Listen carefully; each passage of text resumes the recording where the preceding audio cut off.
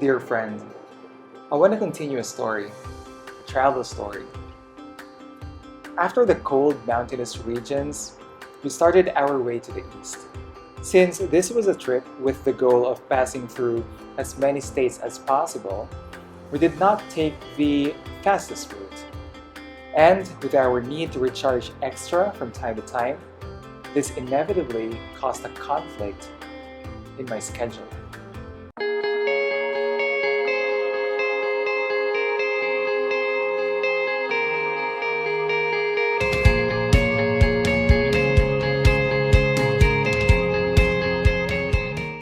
This was the part of the trip where we strung through the northern states bordering Canada. Although it's springtime already, bouts of cold were not over yet. After all, we were still in the north part of the USA. Coming from the vegetation-filled Wyoming and Montana, North Dakota felt quite dry. The Badlands were interesting and unique for landscape, but it could easily get uninspiring, especially with lack of trees. We did get to see a good view of the Badlands while driving because we got lost a little bit. When we were searching for the destination in the GPS, it suggested a couple of ways. And of course, we chose the shorter route. As we were getting near, we passed through unpaved roads cutting through the Badlands. Then we realized that we were headed to a dead end. By that I mean, there's a big piece of land that can't be accessed because it was a private property or something. So we headed back and tried to find the other route, passing by the highway. The place we visited in North Dakota was Medora, an area where Theodore Roosevelt spent time in the 1880s. As usually the case so far in this trip, shops were closed by the time we visited it. But then again, we were late because of the mistake in direction. Okay, we had to swing by South Dakota in spite of it not a state bordering Canada because it had to be ticked off from the east. There was a good reason to swing by anyway. The famous Mount Rushmore is located there. Interestingly, there was a cold swing, making our experience of that place colder than North Dakota. So it was surreal to see Mount Rushmore. It was one of those famous sites that kids usually encounter in books. There were more interesting places in South Dakota too. Another one we were able to add to the trip was Sioux Falls. It's a nice looking waterfalls cutting through edgy red rocks. I mean, the rocks seem to be chiseled. I thought it was pretty unique. Thinking the cold should be receding, we expected a warmer stay in the next state, Minnesota. So we wore a light jacket again. But alas, it was even colder there. No snow, but cold. In this state, we visited the Minnesota Valley National Wildlife Refuge. It has a good visitor center / museum that the kids enjoyed. I hiked a bit in the short trail nearby to have a feel of nature. Then for more nature, we dropped by Minnehaha Falls. The way towards that also has interesting bits of history as we passed by old structures such as the house of the first settler of Minneapolis, Colonel John H. Stevens. Sprinkled in the suburbs of Minneapolis are these historic houses. An interesting feature of Minnesota is that it contains numerous lakes. It has a slogan, Land of 10,000 Lakes, after all. In Minneapolis alone, where we stayed for the most part, there were 22 lakes already. So we had to drop by at least one of them, and nearby Minnehaha Falls is Lake Nokomis. It had a nice, peaceful feeling. Well, it's still cold after all, hence not much people were hanging out.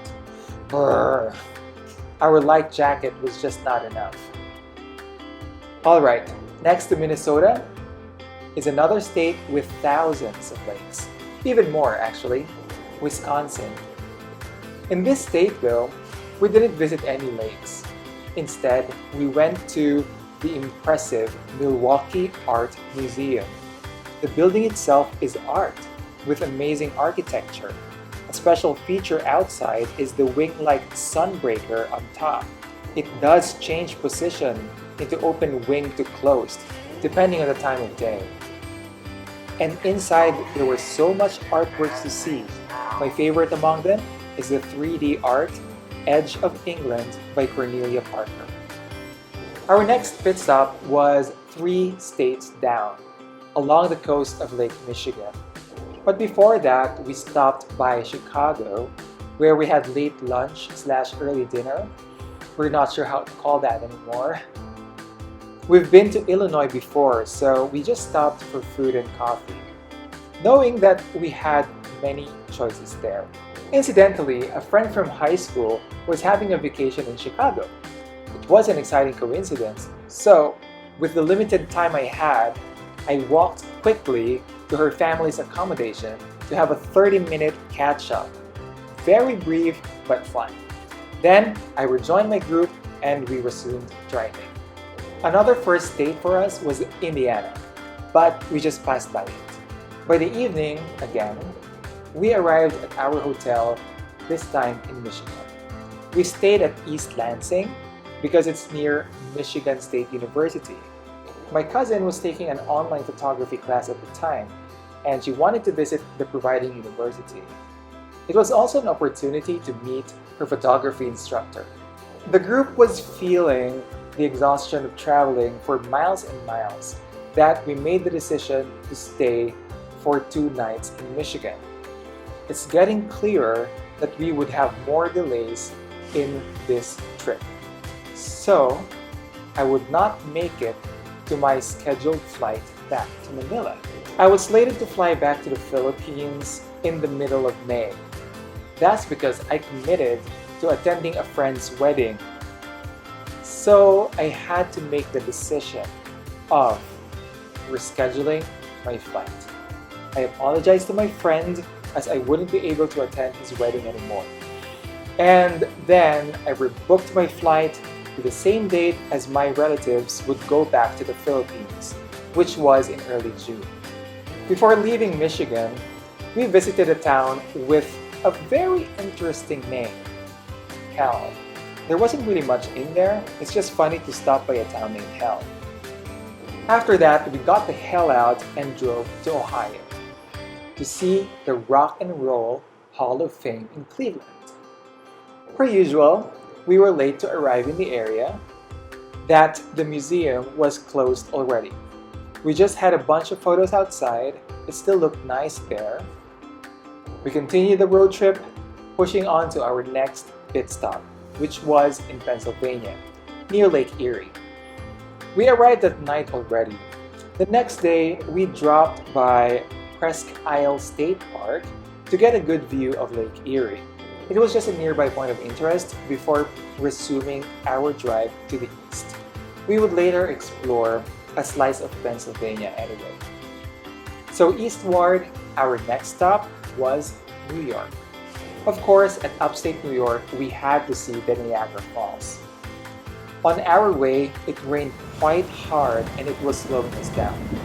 We arrived in the area of the falls, but we couldn't visit it yet due to the heavy rain. We decided to make an emergency stop in Grand Island, nearby the falls. We found an accommodation, checked in, and decided to wait the rain out. We were supposed to visit the falls that day and travel further east for our next pit stop, but we had to change the plan.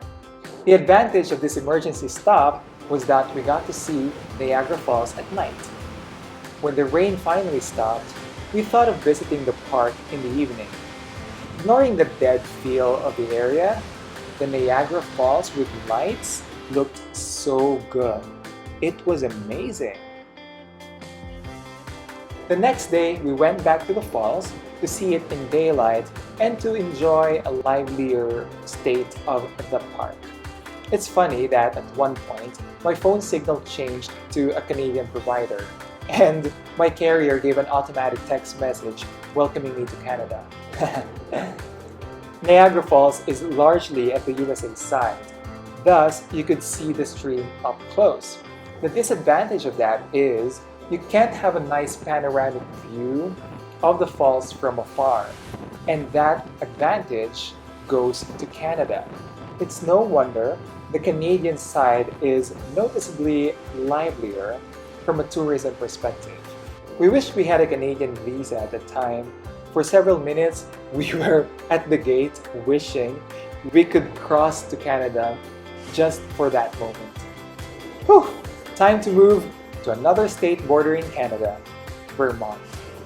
We found this state quite interesting as this had a very quaint feel to it. The parks, churches, and cemeteries speak history. There were many old houses.